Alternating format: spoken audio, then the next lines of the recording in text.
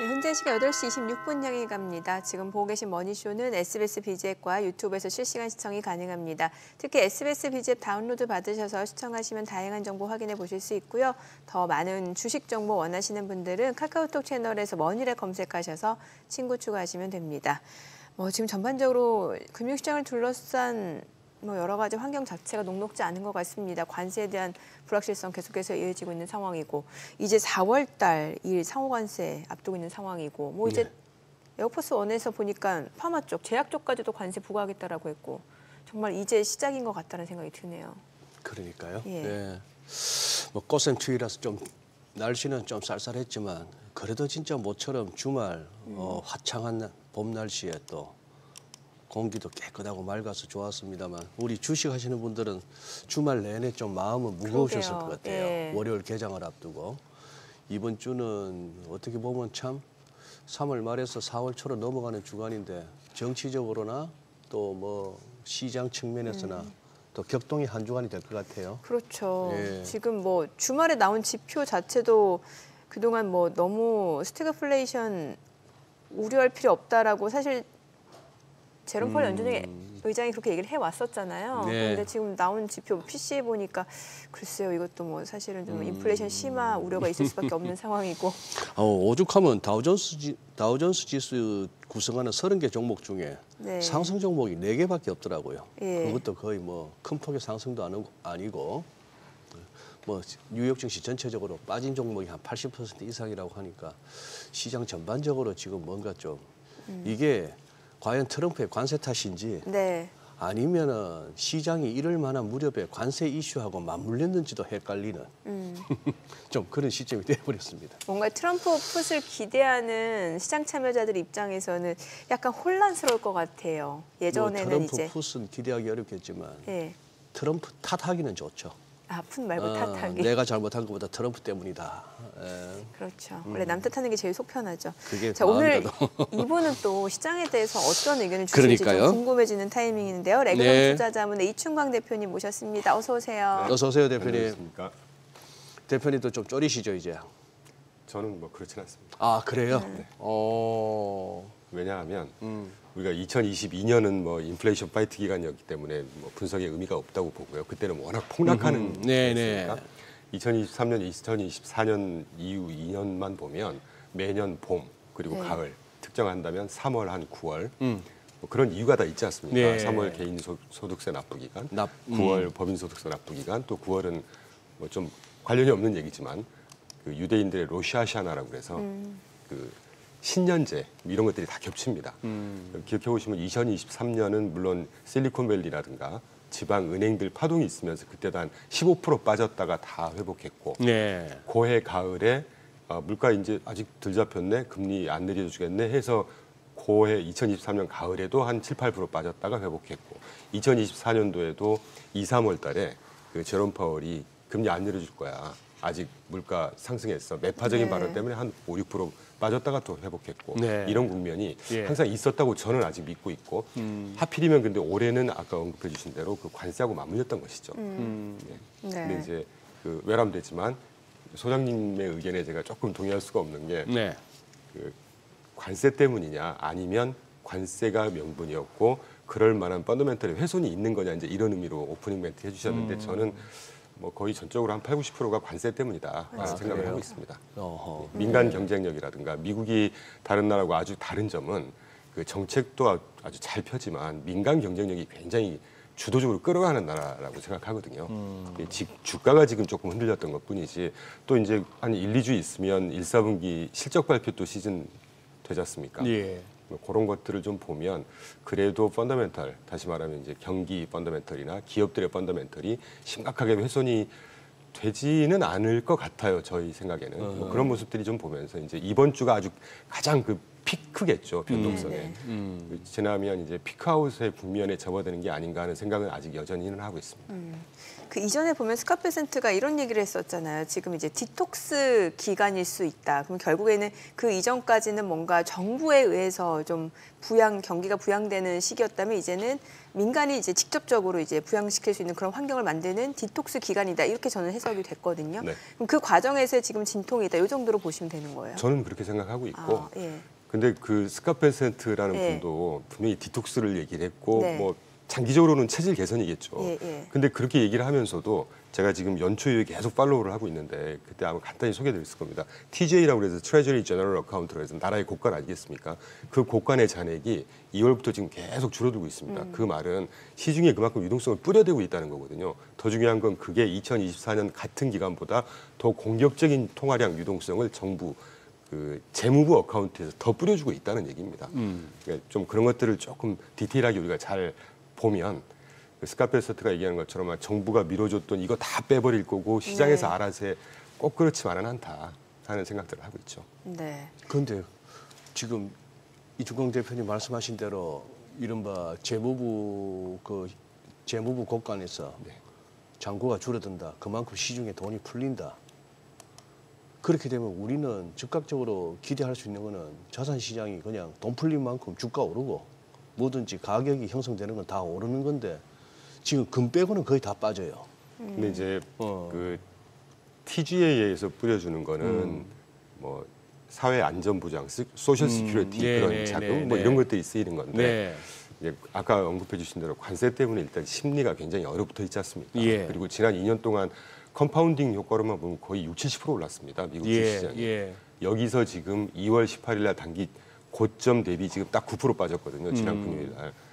뭐 이 정도가 막 훼손이 되고 뭔가 정말 크래쉬가 오고 이 정도 수준은 적어도 아니라고 저는 아직 믿고 있습니다. 네.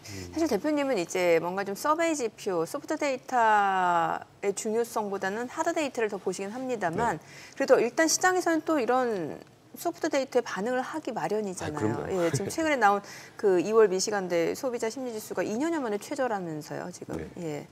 뭐 관세 그렇지 않습니까? 우리도 그 대통령이 바뀐다거나 뭔가 경제 정책이 바뀐다거나 이러면 저도 이제 일반 기업체는 안 있었습니다만 일반 기업체 분들 뭐 설비 투자를 한다든가 수입을 한다든가 이런 것들이 일단 야 좀 지켜보자 이렇게 해서 조금 딜레이 되는 거 아니겠습니까? 그런 일시적인 진통 정도로 보고 있습니다. 그 추이를 좀 볼 필요는 있을 것 같은데요. 예, 그래프를 통해서 좀 설명을 해주시면 좋을 것 같아요. 제가 사실 오늘은 그 미시간대 소비자 심리지수 같은 그래프는 혹시 몰라서 가져왔네요. 예, 가져오셔가지고 제가 질문을 드린 혹시 거예요. 몰라서 죄송해요. 뭐 지난주 많이 흔들렸던 미시간대 소비자 심리지수 그 오른쪽 끝에 그래프 보시는 대로 1년 기대 물가 지수라든가 빨강색, 회색입니다. 빨강색 5년 기대 물가 지수가 지금 거의 몇 년에 최고치로 치솟았죠. 근데 이것도 일시적이라는 생각을 여전히 하고 있고. 이 기대 인플레이션이 높아져 있는 상황에 대해서요. 네, 지금 회색하고 빨강색 그래프가 이렇게 막 스카이라케팅이라고 할까요? 막 치솟았지 않습니까? 이게 이제 지금 현재 보편 상호관세 기존 한 2.5 또는 2.4 이렇게 얘기들 하는데 2% 초반이었다가 지금 지난주 금요일까지 한 9%까지 끌어올렸다고 그래요, 관세를. 그러니까 보편적으로 거래 상대국들에 때리는 관세 보편 수준이. 이러니까 이제 그 수입 물품도 이따가 소개드리겠지만 PCE 물가 그 뜯어보면 그 안에 이제 수입 물가 상승이 많이 있었습니다. 그 듀어러블 구츠라고 하죠. 내구재. 제조업을 하는데 필요한 그 물품들이 계속 상당히 뜨고 있었는데 지난 2년 동안은 디플레이션 구간이었단 말이죠. 근데 이제 관세 때문에 이쪽으로 확 때리니까 이게 한 뭐 먼스먼스로 0.4 심지어 지난 한 1년 동안 마이너스 구간이었어요. 그 구츠의 가격, 그러니까 먼슬리 가격 상승률이. 근데 그게 지금 지난달 0.3 그리고 요번에 발표된 게 0.4. 그러니까 연유로 하면 거의 4% 중반 이상대를 지금 치솟고 있단 말이죠. 근데 이런 심리적인 부분을 좀 감안을 하면 뭐 이럴 수 있다. 근데 제가 좀 다른 얘기를 말씀드리면 우리가 대표적인 그 심리 지표 중에 이번 주에도 발표되죠. ISM PMI 제조업 지수, 뭐 서비스업 지수. 지난 2년 주가 굉장히 좋았고 미국 경기 심지어 뭐 3%대를 분기별로 성장하는 이 구간에서 ISM 제조업 PMI 지표가 지난 2년 동안 적을 때는 42포인트, 45포인트 수준에서 계속 머물러 있었습니다. 그러니까 설명력이 이렇게 높지 않다는 것이고 설명력이 네, 뭐 다른 방송에서 이제 뭐 앵커님께서 이렇게 질문을 하시더라고요. 아, 심리 지표가 그래도 미래를 나타내는 건데 너무 그렇게 뭐 가볍게 보느냐. 예. 근데 미래의 예상치긴 하죠. 예. 근데 과거 뭐 제 짧은 경험으로 보면 이 심리 지표가 항상 하드 지표로 직접적인 연결이 되는 케이스는 그렇게 많지 않더라고요. 좀 다분히 어떤 이슈성으로 이벤트성으로 이렇게 좀 올라갔다 떨어졌다 하는 감이 없지 않아 있다고 저는 생각하고 있습니다. 그래요. 그러면 지금 장이 전반적으로 다 빠지고 있는데 한번 업종별로 좀 차이가 있습니까? 지금 아까 말씀드린 다우 지수에서도 오른 게 보면은 무슨 머크, 암젠 그리고 뭡니까 저 유나이티드 헬스 뭐 이런 정도인데 만약에 여기다가도 트럼프 대통령의 관세 또 약간 위협을 하는데 그렇게 되면은 그야말로 피할 구석이 없어지는데. 그러게요. 제약까지. 참 이분이 어디까지 할지 참 저도 궁금한데요. 근데 기본적으로 트럼프 1기 때 네. 러스트벨트 요 꼭지 하나 갖고 당선이 됐었지 않습니까? 예. 결국은 미국의 일자리, 제조업 리빌드업 이게 굉장히 큰 대명사라고 한다면 요번 2기 때도 아주 큰 그런 그러니까 그걸 깔고 지금 관세 때리면서 자국의 공동화됐던 제조업을 살리면서 일자리 살리면서 이거란 네. 말이죠. 이게 대명제라고 보면 미국 경제의 그 펀더멘털이 어느 정도까지 훼손될 거기 어느 정도까지 용인할지 모르겠어요. 근데 좀 크게 뭐 뇌피셜이긴 합니다만 펀더멘털이 훼손될 정도까지 계속 가져갈까? 그렇게 생각하지 않고 있고 이따가 소개해드리겠지만 뭐 대중, 대미, 무역 구조를 보면 이게 굉장히 기울어진 게임입니다. 특히 중국 같은 데는 중국이 미국에다가 수출하는 규모가 5,050억 달러 정도 된다고 해요. 작년 말 기준으로. 네. 근데 반면에 미국이 중국에다 수출하는 규모가 뭐 1,100억 달러 정도, 그러니까 거의 한 3.5배 정도가 중국이 더 의존을 하고 있습니다. 그럼 이게 정말 그 관세 전쟁, 실제 물리적인 전쟁이 아닌 통상 전쟁으로서의 전면전이 간다고 할 때 중국 입장에서 이런 게임을 하고 싶겠습니까? 지난주에도 말씀드렸지만 뭐 캐나다에서 온타리오주 전기세 올릴 거야 다 취소하고 있잖아요. 그러니까 이게 그 통상 전쟁이라고 하는 게 결국은 누가 더 피해가 클 거냐? 전쟁을 끝까지 간다고 할 때 자국의 피해가 더 크다고 하면 결국은 좀 차악이긴 하지만 뭐 트럼프가 지금 니네 우리한테 8% 관세 부과하고 있어? 우리는 2%밖에 아닌데 그래 우리 거 한 15% 때릴 거야. 여기서 이제 조정을 할 거란 말이죠. 그리고 뭐 제가 이렇게 여러 SNS 이런 거 보면 뭐 지난주, 지지난주 해서 백악관 전화기가 불통 난다는 얘기가 있더라고요. 그러니까 이제 전 세계에서 전화하는 거죠, 계속. 협정하자, 상의하자, 뭐 이런 식의 과정을 통해서. 그래서 조심스럽긴 하지만 이제 4월 초 이후가 지나면 저는 내고의 기간이 오지 않을까, 협상의 기간이 오지 않을까.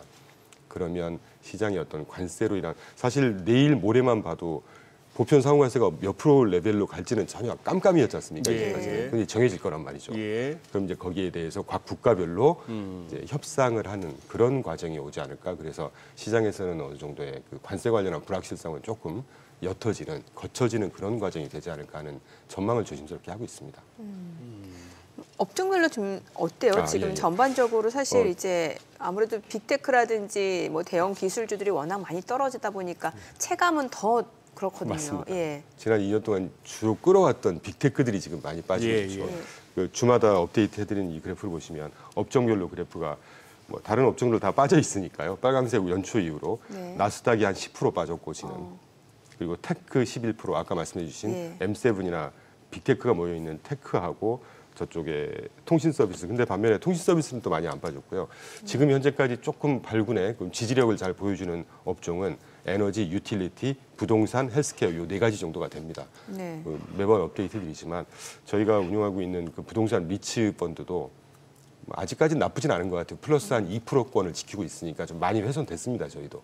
근데 그 중에서 좀 눈에 띄는 거는 이제 주거용 부동산 리츠라든가 그 모기지 리츠 이런 것들이 여전히 한 5, 6% 정도 플러스를 연초 이후에 지키고 있으니까 부동산은 그래도 연초 이후부터 계속 추천을 드리고 있는데 나쁜 상황은 아니다. 근데 이제 그 S&P 제가 요 차트를 통해서 하나 강조드리고 싶은 것은 가장 왼쪽 차트가 S&P 500의 그 주가 흐름이고 연준하고 최근 일주일, 지난 일주일 동안 뭐 1.5% 빠졌습니다. S&P 500은. 근데 잘 아시는 대로 S&P 500은 시가총액 방식이기 때문에 비중이 큰 아이들이 흔들리는 거에 영향을 많이 받는다고 하죠. 근데 반면에 가장 오른쪽에 보시면 S&P 500이 이퀄 웨이시거든요. 모든 종목 동일하게 가져왔을 때 이 S&P 500 이퀄 웨이시 연초율 마이너스 1.9%니까 이 정도면 그 확대 해석을 할 때 미국의 전체 시장에서는 그 낙폭이 그렇게 막 모든 업종이 다 폭락을 하고 이런 상황은 아니라는 거죠. 그래서 이제 지난번에도 말씀드렸던 대로 이제 분산을 좀 해야 되는 그런 시기가 그러니까 오지 않았나 하는 생각들을 하고 있는 상황이죠 지금. 뭐 대표님 말씀을 들으면은 조금 위안은 되는데 그 와중에도 계속 차트를 보고 있으면 왜 이렇게 불안하죠? 메타만 하더라도 이게 진짜 2월 14일 날 740불을 갔는데 이게 576불로 어제 끝났습니다. 금요일 날 4.3% 급락을 했는데 그러고 딱 200일선 와가지고 추가 하락은 멈췄습니다만 그러다 보니까 이게 작년 11월 한 20일부터 해가지고 쭉 왔던 걸 갖다가 거의 뭐 다 토해냈는데 네. 고점 대비 22% 그리고 기술적으로는 200일선 데일리 상으로는 약간 과매도 뭐 이러니까 여기서 받쳐지나 싶은데 그냥 주간 차트나 월간 차트를 볼 것 같으면 이제 시작인데 이러거든요. 맥없이 그냥 다 지금부터 이제 어디가 바닥일지 모르는데 하는 그림이 나오니까 겁나는 거죠 이게.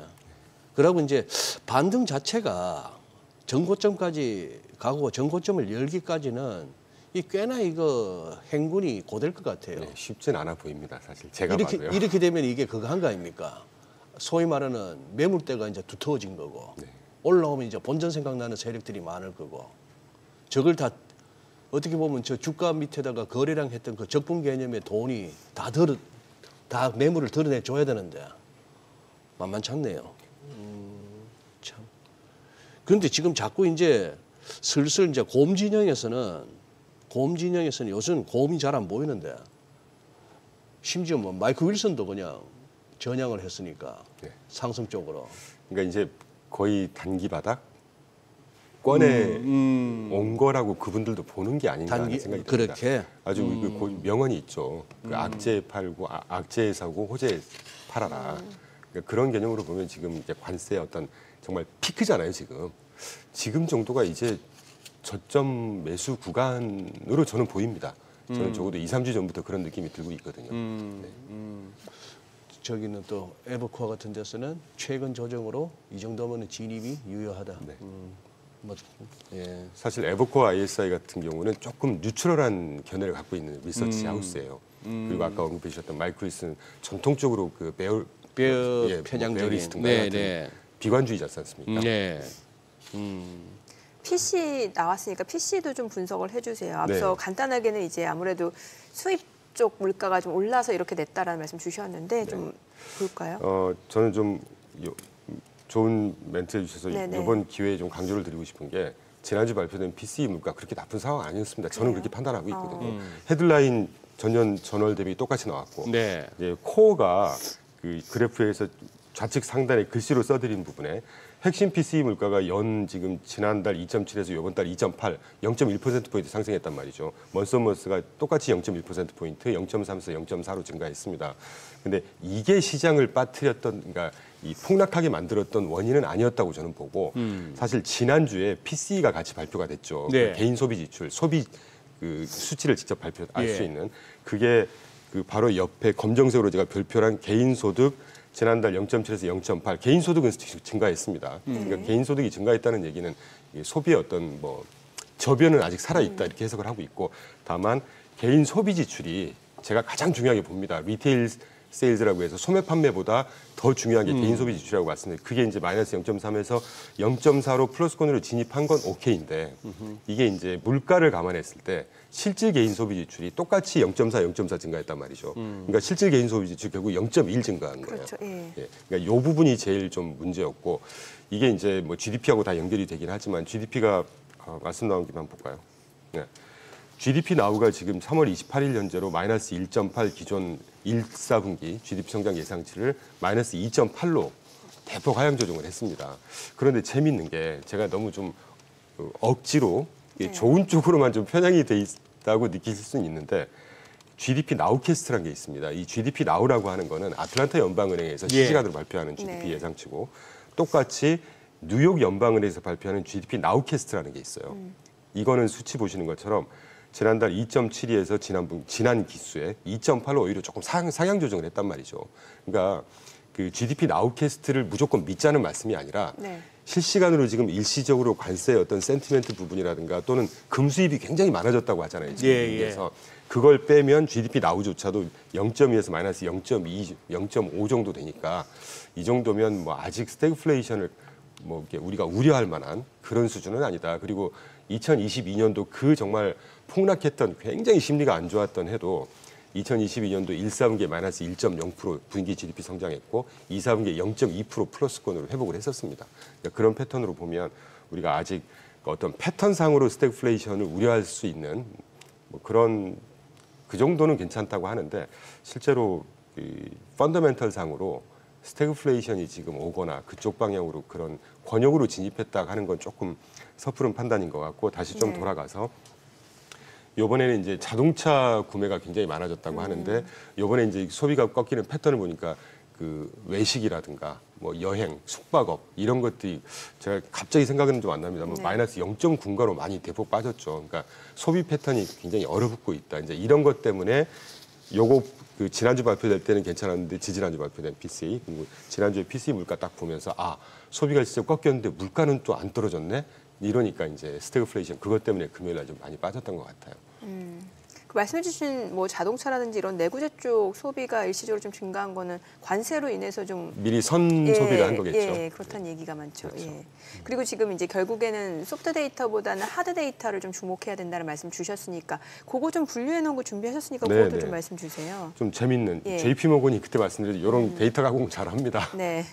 그 3월 13일 날 지난주 찾아뵀을 때 소프트데이터 늘 저희가 지금 소프트데이터, 하드데이터 말씀드리고 있는데 JP 모건이 그 3월 13일 날 보고서를 낸 게 그동안에 연초에 발표된 소프트데이터 한 5가지 대표적인 거 하고 하드데이터 한 9가지 되나요? 8가지 정도 쭉 발표하면서 수치를 쭉 그러니까 최근 데이터, 3개월 동안의 데이터, 최근 1년 데이터를 쭉 수치로 주면서 평가를 어떻게 했냐면 컴포짓 PMI 제조업 구매관리자 지수가 위크닝 약해지고 있다. 그리고 잘 아시는 대로 컨슈머 센티멘트 소비자 심리 약해지고 있다. 그런데 홈빌더 센티멘트라고 그래서 NAHB 지수라는 게 있죠. 그러니까 주택 건설하는 업체 쪽들은 또 스테이블하다 이런 식으로 나타났어요. 그리고 이제 펄러시 언서튼티야 뭐 정책 불확실성은 당연히 높아졌겠죠. 그러니까 소프트 데이터 쪽에 5개 중에 한 3개는 안 좋다고 나왔는데 소비자하고 그러니까 복합 PMI 이런 쪽. 구매 관리자하고 소비자 심리죠. 우리가 계속 다루고 있는. 그런데 반면에 그동안에 발표된 하드 데이터 대표적인 뭐 실업률이라든가 주간 실업상 청구 건수라든가 그 실질 그 임금 성장률이라든가 이런 것들을 쭉 보면 어느 하나도 나쁘게 나온 게 없죠. 다 스테이블 안정이고 리테일 세일 소매 판매도 스테이블 앤 스트롱이라고 평가를 했고 반면에 잡 오프닝 그 이제 구인이지 않습니까? 그거는 지금 디클라이닝이라고 하는데 이거는 안 좋다고 해석할 게 아닙니다. 그동안에 과열됐던 노동시장이 적당히 지금 식고 있다는 해석을 해야 되는 거니까 실제 하드 데이터 분야에서는 그래도 안정적으로 꾸준하게 지금 가고 있다는 걸 얘기를 해준 겁니다. 제가 표현하는 게 아니고요. 실제 이제 JP 모건에서 얘기를 해주고 있는 것이죠. 그 정도 하나 강조드리고 싶고 그다음에 오늘은 제가 새로운 지표라고 할까요? 하나 소개시켜드리고 싶어서 PCE 물가 지난주 발표됐는데도 불구하고 트루플레이션이라는 게 있습니다. 트루플레이션? 예, 트루플레이션이라고 해서 아마 보통 뭐 조금 자랑을 하면 제가 대한민국에서 이거 제일 처음 쓰기 시작했거든요. 제가 재작년에 제가 만든 데이터는 아니고요. 재작년에 보고서를 쭉 외국 보고서들이 있다 보니까 뭐 JP 모건이라든가 이분 골드만삭스 이런 데서도 트루플레이션을 계속 언급을 해요. 그래요? 그래서 이제 우리가 궁금하면 못 참지 않습니까? 찾아 들어가 봤죠.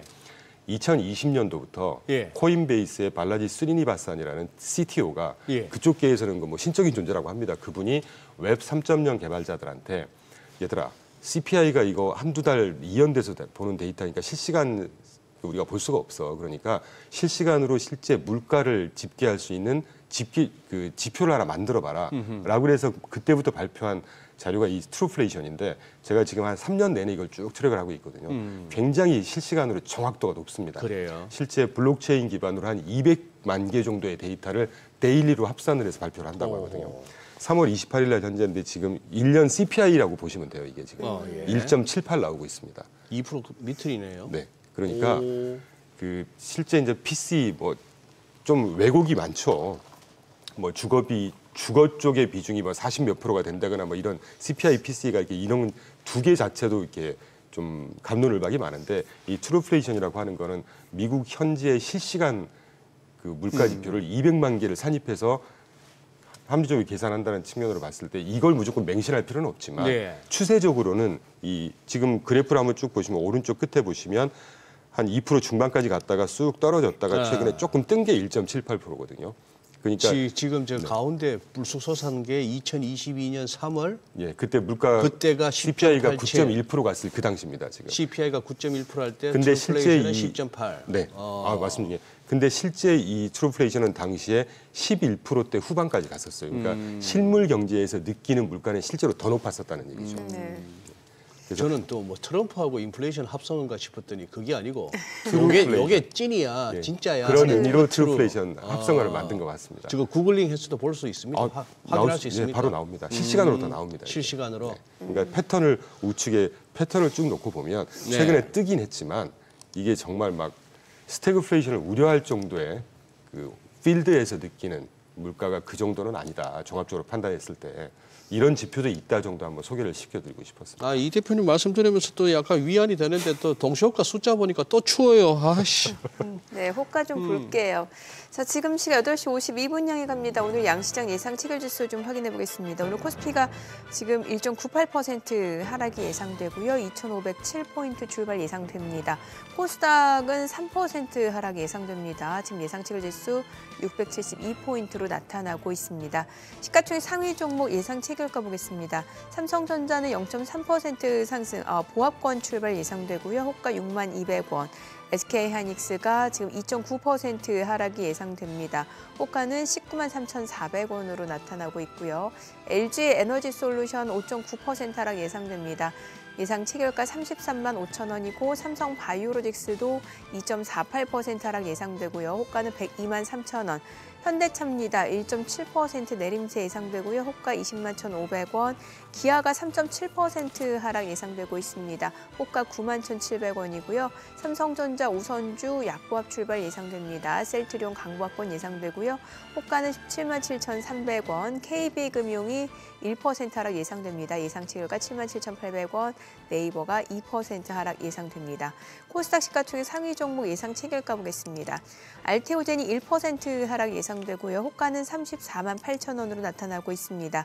에코프로비엠이 4% 하락 예상되고 이미 지난주에도 한 번 올랐고 좀 줄고 주가가 좀 내림세를 이어온 상황인데 오늘도 좀 추가적으로 4% 하락 예상됩니다. 호가는 99,200원. HLB도 3.8% 하락 예상되고요. 예상 체결가 54,400원. HLB 3.8% 하락 예상됩니다. 지금 호가 54,400원이 55,800원이고 에코프로도 하락 예상되고요. 레인보 로보틱스도 3.5% 하락 예상됩니다. 호가 258,000원으로 집계가 되네요. 삼천당제약입니다. 오늘 6% 가까이 좀 하락이 예상되고요. 호가 159,000원. 휴젤 2% 하락 예상되고 코오롱티슈진도 오늘은 2% 하락 예상되죠. 예상 체결가 47,000원. 클래시스, 파마 리서치까지도 일제히 지금 호가에서는 하락 출발 예상되고 있습니다. 자, 이제 개장까지 6분여 가량 남았는데 일단 오늘 호가 분위기는 글쎄 쉽지 않아 보이는데 장중에 또 어느 정도 저가 매수세가 유입될 수 있는지 여부 중요할 것 같고 또 오늘 공매도가 또 재개되잖아요. 예, 그러네요. 과연 또 외국인은 어떤 포지션을 취할지도 궁금해지는 상황이네요. 거기다가 조금 어쨌거나 오늘 내일은 좀 쉽지는 않아 보입니다. 네. 일단 주가지수 뉴욕장도 선물 흐름이 지금 안 좋고 대차 거래가 어제 공매도 앞두고 대차 거래가 많은데 그중에 제일 많은 게 또 삼성전자네요. 또 후들겨 펴려고 그동안 그렇게 샀나 그런 상황인데 지금은 오늘은 이제 2,500 지켜주느냐 이걸로 또 이제 가야 되는 그런 상황이 되겠습니다. 야, 근데 아니 이충강 대표님 말씀 듣다 보면은 지금 이거는 견뎌야 된다는 그런 말씀으로 들리는데 이러다가 이제 손절 타이밍도 놓칠까 싶기도 하고. 이미 좀 손절 타이밍. 이미 손절 타이밍하고는 그렇죠. 조금 지났죠. 사실. 네. 지났죠. 저희도 근데 저는 진짜 이 트럼프 대통령 이분이 지금 어떤 그림을 그리고 있는지가 지금 상당히 그 MBC하고의 전화 인터뷰가 상당히 이슈가 되더라고요. 네. 보니까 지금 나 굉장히 푸틴한테 그 한번 검색해 보니까 피스드 오프라는 표현이 맞아요. 나 빡쳤다, 네. 화났다, 앵그리 차원을 넘어서 왜 이거 빨리 이거 안 서는 거예요, 면이 안 서는 거예요. 네네. 내가 취임하면은 24시간 내에 러시아 우크라이나 전쟁 그거 종결될 거야 했는데 지금 뭔가 푸틴은 자꾸 좀 더 내놓으라고 하니까 그런 상황에서 그렇다면 이제 세컨더리 테리프라는 용어가 또 나와요. 네네. 2차 관세. 예. 베네수엘라산 원유 쓰면은 우리 관세 때릴 거야 했던 것처럼 러시아산. 러시아산 원유 쓰면은 그거 할 거야. 근데 저는 그거보다 더 무서운 거는 이란이 핵 합의를 안 한다고 벌써 이란은 얘기를 했고 이 진짜 안 하면은 너희들 이때까지 보지 못한 폭격을 당할 거야라고 쓸어버릴 했는데요. 거야, 이게 그냥 블러핑이 아닌 게 지금 실제 그 인도양 쪽으로 그 B2입니까? 예, 그 엄청난 스텔스 폭격기가 대거 이동하고 지금 항공모함 전단이 이동한단 말입니다. 이거 좀 아슬아슬해요. 지금 뭘 만들어내려고 하는지. 그러니까요. 저희 하우스가 파악하고 있는 이분이 진짜 단기적으로 원하는 거는 신용물 금리 인하라고 보고 있습니다. 금리는 제가 봐서는 뚝 떨어지겠는데 조만간에 왜냐하면 기술적으로만 봐서 지금 그래프가 띄워지시는지 모르겠는데 네. 미 국채 발행량이 지금 총 누적으로 한 27조 달러 정도까지 네, 네. 발행했다고 그래요. 그러니까 GDP가 30조니까 GDP 한 90% 정도 발행을 했죠. 네. 그 중에 한 50%의 만기가 25, 26, 27년도에 몰려 있습니다. 그 다음 그래프를 아마 보여주셔야 될 것 같은데요. 네, 저 조그만 그래프 바 차트로 보시면 제가 빨강색으로 박스를 쌓아놨잖아요. 예. 25, 26, 27년 이 3년 동안 누적으로 발행된 아웃스탠딩 돼 있는 미 국채의 절반 정도가 만기 도래를 합니다. 지금 저기 만기 도래분이죠. 네네. 네. 그럼 잘 아시겠지만 이걸 리파이낸싱을 하려면 그렇죠. 금리가 낮아요. 1년에 한 1bp 정도, 1% 왔다 갔다 할 때마다 거의 뭐 1,000조 정도 왔다 갔다 한다. 이자만 1,000조가 왔다 갔다 한다고 하지 않습니까? 네. 결국은 저는 이 게임이라고 봐요. 이게 또 최근에 지난 주말에 보니까 미시시피 주는 그 스테이트 인컴 텍스, 그러니까 네. 주 소득세를 싹 철폐해버리는 뉴스도 발표하고 이런 감세로 인해서 한 3천억 달러 정도가 이제 세수가 빈다고 그럽니다. 그렇죠, 예. 예, 작년 말에 그 무역 뭐라고 그러죠? 그 관세 수입인가요? 그게 한 770억, 한 800억 달러 정도 된다고 그러는데 이 감세로 인한 부족분이 3천억 달러라고 할 때 지금 현재 보편 관세를 거의 한 4배에서 5배 정도 올려야 된단 말이죠. 네네. 그래서 보편 관세가 한 12%, 13% 되지 않겠냐. 이게 다 이제 서로 맞물려 있단 말이죠, 지금. 그래서 단기적으로 가장 원하는 건 이 금리 인하인데 이 금리 인하라고 하는 게 그래서 이제 일각들에서는 트럼프가 경기 침체를 의도하고 있다. 뭐 일시적인 경기 둔화를 용인한다. 적당한 예.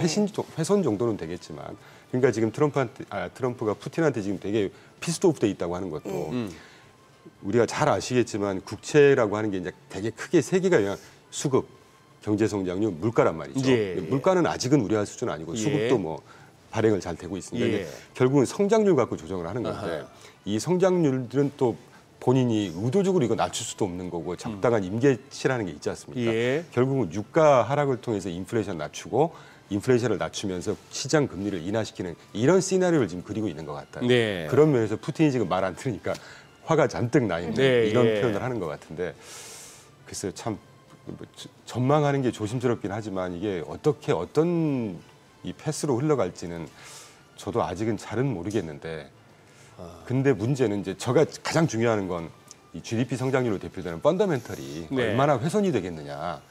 근데 그거를 정말 지금 또 우리가 정치적으로 맞물려서 생각을 해보면 내년 그러니까 내년 하반기에 중간 선거가 있지 않습니까? 사실 내년 하반기에 중간 선거에서 공화당이 만약에 잃어버리면 이게 식물 대통령 되는 거거든요. 그럼 이제 민심이라든가 지금 석세스 레이트 지지율이 좀 떨어지고 있다는 거 아니겠습니까? 아니, 네. 삼성 가능성도 열어준다면서요. 그렇죠. 그거 저는 잘 아니, 그렇게 얘기를 그래서 이제 찾아보면 방법이 있는데 네. 지금 그 얘기를 하기는 이제 좀 헌법을 이르다. 맞아요. 해석하는 여지라는 건데 그 그것까지 얘기 우리가 저희 지금 개장하고 조금 들어보도록 네네, 하겠습니다. 알겠습니다. 오늘 국내 증시를 확인해 보죠. 개장합니다.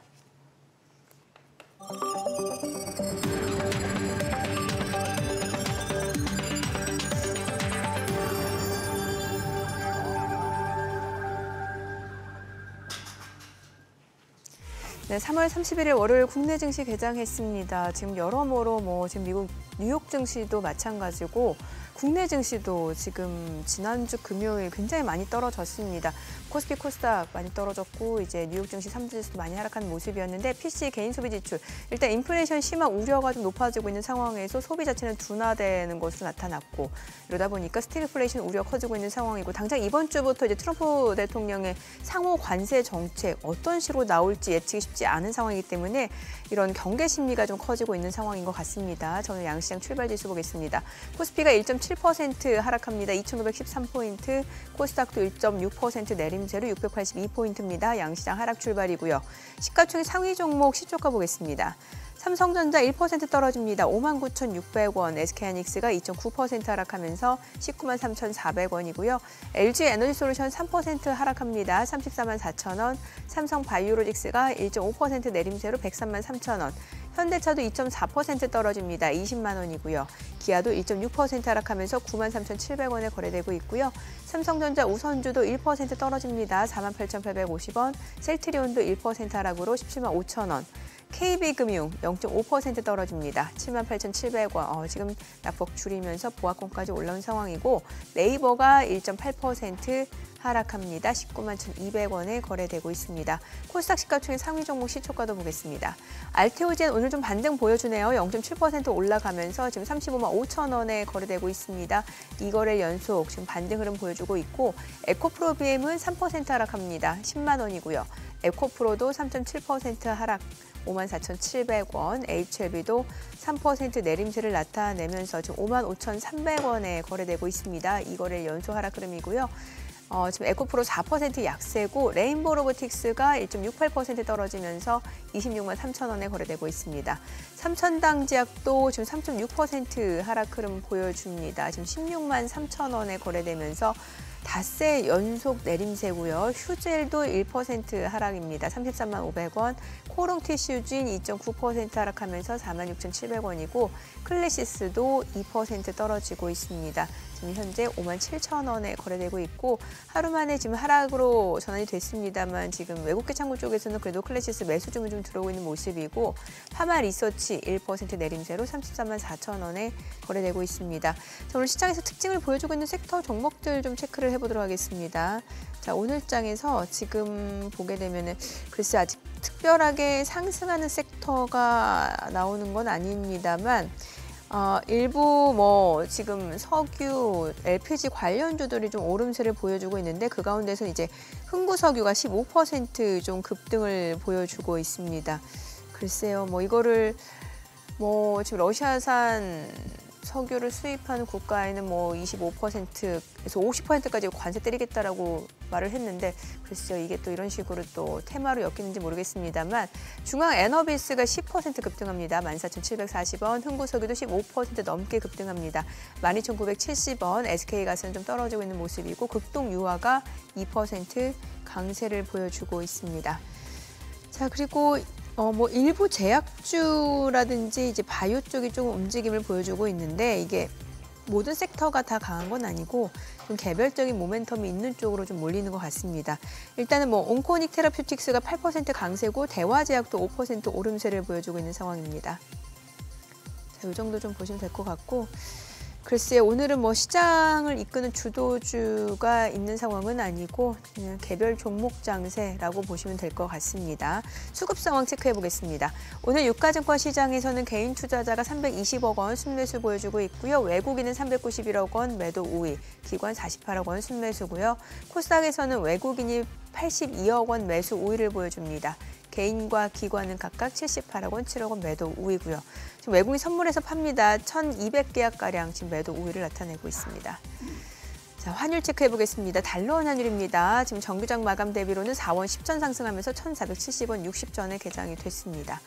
뭐 일단 그래도 호가보다는 좀 그래도 양호한 것 같은데 시장이 그래도 2,500선 지지력을 좀 테스트하는 과정이 좀 이어지지 않을까라는 생각이 드네요. 아, 예.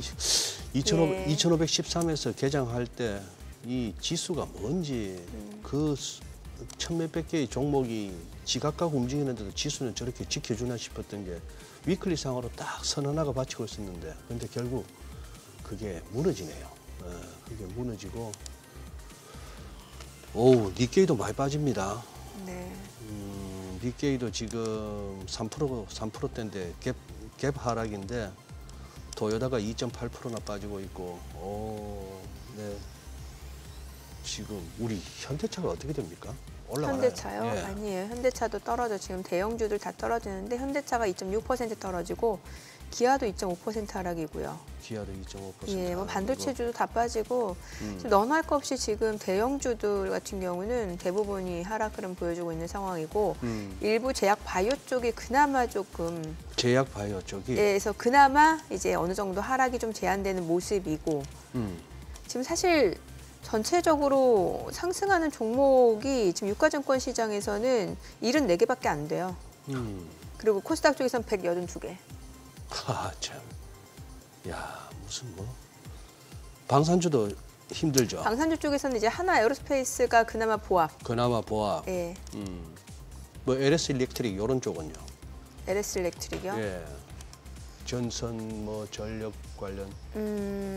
지금 지금 화면에 좀 방산주들 보니까 현대로템 좀 올라가고 있는 상황이고. 이야, 한미 반도체도 많이 빠지네. 네. 예. 아니 근데 제약 바이오가 그나마 버틴다고는 합니다만 이주광 대표님, 네. 이 RFK 주니어가 이 양반이 자기가 쓴 글에 보니까 한 20년을 기도했답니다. 내가 미국인들의 건강을 갖다가 좀 뭐라고 할까 그거 할 수 있는 그런 포지션에 내가 갔으면 좋겠다 하는 그런 기도를 20년을 했는데 지금 미국의 보건복지부 장관 아닙니까? 예, 실제 그렇게 됐고 지금부터 이제 파우치하고 빌 게이츠 잡겠다고 나서고 있고 제약사들 광고 못하게 하고 무슨 뭐 뉴스 프로그램 끝나면은 무슨 스폰서드 바이 파이자 뭐 이런 식으로 했는데 이런 것도 자막도 못 나오게 하고 식품회사 너희들이 증명해라. 너희들 거기 제품 안에 들어가 있는 것들이 진짜 인체에 무해한지 뭐 이런 식으로 이제 강하게 나오더라고요. 죽을 마시죠. 대충 막 제약이고 식품이고 할 것 없이 얼추 뭐 워싱턴에 로비해가지고 그거 하고 면역 효과가 있는지 없는지도 불분명한 이뮤니티가 그냥 프로텍션으로 바뀌었으니까 면역이 생길 것이다가 아니고 바이러스로부터 보호할 것이다고 슬쩍 넘어가기도 하고 그런 식으로까지 했던 그게 이제 까발리겠다고 나오면은 제약 바이오원들 온전하겠습니까 미국에? 그래서 지난주인가 왜 그 소장님께서 저한테 네. 저희 포트폴리오에 제약 바이오 있느냐고 여쭤봤었죠. 네, 그래서 저희 이제 부정적이라는 말씀을 드렸던 것이고 그게 충분히 예상할 수 있었던 것이 물론 그 케네디 주니어의 이런 멘트까지는 제가 예상을 못했지만 그 이뮤니티 뭐 프로텍션 여기까지 예상 못했지만 트럼프의 아젠다 47에 지난 2년 내내 제약사들의 폭리를 줄이겠다. 약값을 계속 인하시키면서 폭리를 이제 내가 제동을 걸 거야. 이 얘기는 지난 3년 내내 아젠다 47에서 하던 얘기입니다.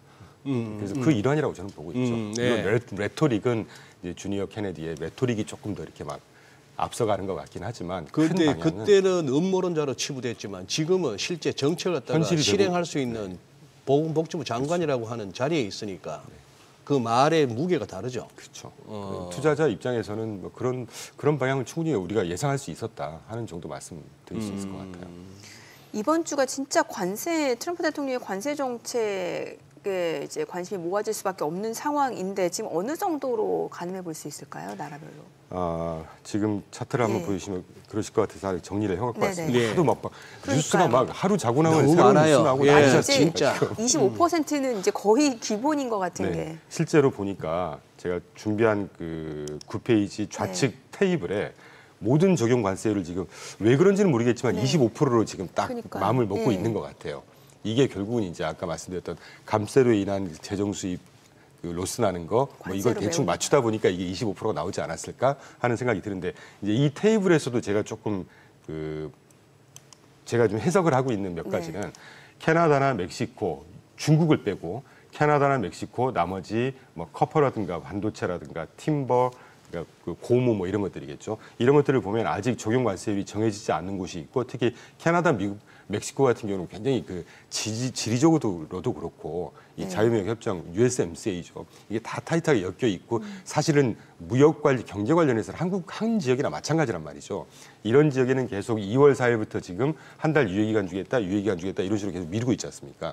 그런데 제가 강조드리고 싶은 거는 이 중국에 대해서는 진심이라는 생각이 드는 게 주적은 중국이라는 생각이 드는 게 그 옆에 테이블을 좀 현지 컬러로 돼 있는 제가 캡션 떠갖고 온 그래프를 보시면 지난 2019년도부터 시작해서 중국에 대해서는 굉장히 진심으로 지금 관세를 부과하고 있습니다. 지금 보시는 대로 다 50%, 25%를 지금 일률적으로 다 부과를 하고 있죠. 여기에 중국에는 딜레이가 없고 낮추는 게 없고 지금 이런 상황이란 말이죠. 그래서 저는 이제 하반기에 경기 침체와 더불어서 시장의 변동성을 줄 수 있는 가장 큰 이슈라고 한다면 이제 중국과의 통상 전쟁이 아닐까 하는 느낌을 갖고 있죠. 그리고 이제 그거에도 불구하고 지금 지난주에 3월 28일 날이죠. 도널드 트럼프가 본인의 X에 올렸지 않습니까? 네. 캐나다 마크 카니하고 통화하고 나서 아주 뭐 extremely productive 했다. 매우 생산적이었고 그다음에 뭐 저기 great for both country 뭐 이렇게 해서 끝났다 협상이. 그러니까 저는 이 멘트들을 보면서 협상의 여지가 있다는 거예요. 저는 그렇게 생각하고 있습니다. 지금 예. 우리가 이번 주 어제 아마 오늘 내일 많이 흔들릴 겁니다. 4월 2일 날 실제 어떤 관세가 때릴지를 우리가 아주 깜깜이지 않습니까? 지금 주식시장이 제일 싫은 게 언서튼티라고 할 때는. 근데 이 양반의 이런 멘트들을 보거나 또는 반면에 캐나다 총리실에서 발표한 멘트를 쭉 보면 뭔가 협상을 하고 있다는 얘기거든요. 지금. 그러면 다른 나라에도 협상의 여지가 충분히 있다. 그리고 실제 그렇게 풀어가야지. 지금 트럼프가 얘기한 것처럼 2차 관세 때리면 결국은 뭐 그 보편 상호관세를 지금 12%가 될 거라고 우리가 예상을 한다면 네. 이게 막 40% 50% 이렇게 이러면 서로 다 죽자는 얘기입니다. 결국은 트럼프 본인의 정치적인 입지에서도 결코 유리하지 않다고 저는 생각하기 때문에 어떤 식으로든 전체적인 그림에서 보면 조금 불확실성이 걸쳐가는 협상의 시기로 이제 진입을 하고 있는 게 아닌가 하는 생각이 계속 들고 있습니다. 저는. 이번 주 이렇게 일정을 캘린더 보니까 뭐 연준 이사들 특히 바이든 때 그 임명됐던 연준 이사들이 이렇게 마이크를 많이 잡던데 이 와중에 어떤 식으로 하는지 그것도 한번 보기는 봐야 될 것 같습니다만.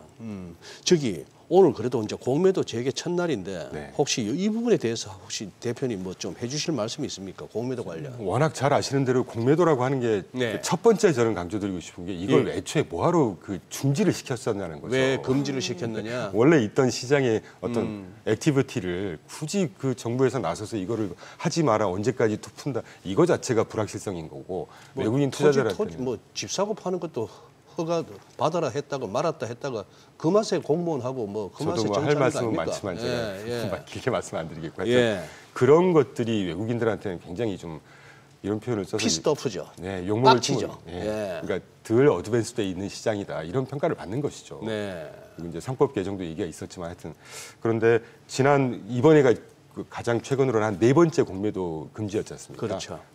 그래프 보시는 대로 글로벌 금융위기 때 한 8개월 동안, 유럽 제조위기 때 한 3개월 동안, 팬데믹 때 14개월 동안 잘 아시겠지만 그 당일날은 좀 흔들리긴 했었습니다. 근데 한 달 정도 그러니까 공매도가 시작되고 난 그 다음 네. 한 달 정도 보면 뭐 코스피 다 플러스로 했었고 그러니까 공매도가 진행된다고 해서 막 그 이 숏 세력들이 막 주식시장을 굉장히 막 주도를 하면서 막 무조건 빼내고 아래로 하락시키고 결국은 공매도 숏이라는 것도 숏 전략이라고 하는 것도 기업들의 이익 또는 펀더멘털에 따라서 움직이지 않습니까? 네. 오히려 숏을 쳤는데 그 회사가 기업 실적이 더 잘 나와 버려가지고 다시 숏 커버링을 해서 오히려 더 올라가 버릴 수도 있고 이런 여건 아니겠습니까? 근데 이제 하나 또 플러스는 외국인들이 다시 우리나라 시장에 뭐 대차를 위해서든 어떤 식으로든 들어온다는 측면에서는 유동성은 좀 풍부해지는 거 아닐까 하는 생각을 하고 있고 저처럼 조금 보수적으로 시장을 보는 사람들 입장에서는 이게 위아래를 적당히 이렇게 좀